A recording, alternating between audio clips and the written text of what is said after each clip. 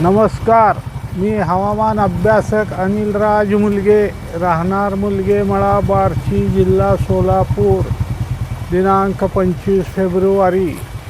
सध्या बंगालच्या उपसागरात असलेल्या कमी दाबाच्या क्षेत्राचा प्रभाव अजून उद्यापर्यंत असून, तसेच आंध्र प्रदेशमध्ये चक्रकार वाऱ्याची स्थिती असून, कर्नाटक राज्यात कमी दाबाचा पट्टा असून, केरळजवळ चक्रकार वारे असून, यावरील सर्व प्रणालीमुळे आज राज्यात, विदर्भात व मराठवाडा विभागाच्या काही जिल्ह्यात वादळी वाऱ्यासह ढगाच्या गडगडाटासह पावसाची शक्यता राहील.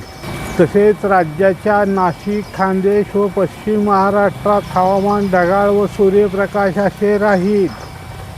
या दिलेल्या विभागापैकी काही ठिकाणी जर अचानक स्थानिक वातावरण तयार झाले तर त्या भागापुरता थोडा वेळ हलका ते मध्यम पावसाची शक्यता राहील. काही ठिकाणी वादळी वाऱ्यासह पावसाची शक्यता राहील. तसेच उद्या दिनांक 26 रोजीपासून राज्यातील अवकाळी पावसाची परिस्थितीमध्ये हळूहळू सुधारणा होत जाईल. उद्या मराठवाडा विभागातील काही जिल्ह्यात तर विदर्भातील एखादे दुसरे जिल्ह्यात जर स्थानिक वातावरण तयार झाले तरच त्या भागापुरता थोडा वेळ पावसाची शक्यता राहील.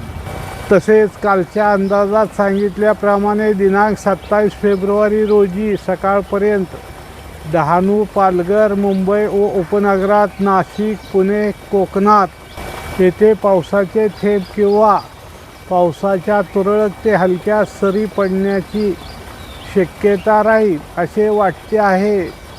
तसेच आज बार्शी तालुक्याच्या एखादे दुसरे ठिकाणी जर अचानक स्थानिक वातावरण तयार झाले तर त्या भागापुरता थोडा वेळ हलका ते मध्यम पावसाची शक्यता राहील. तसेच केरळ राज्याजवळ असलेल्या चक्रकार वाऱ्यामुळे आज तामिळनाडू व केरळ या राज्यात बऱ्याच ठिकाणी मुसळधार पाऊस पडण्याची शक्यता राहील. दक्षिण तामिळनाडूमध्ये मुसळधार ते अतिमुसळधार पावसाची शक्यता राहील. तसेच कर्नाटक राज्याच्या दक्षिण पश्चिम किनारपट्टी भागात मध्यम ते मुसळधार पावसाची शक्यता राहील. सदर माझा हा व्हिडिओ आवडल्यास त्यास लाईक करा, सबस्क्राईब करा व शेअर करा. धन्यवाद.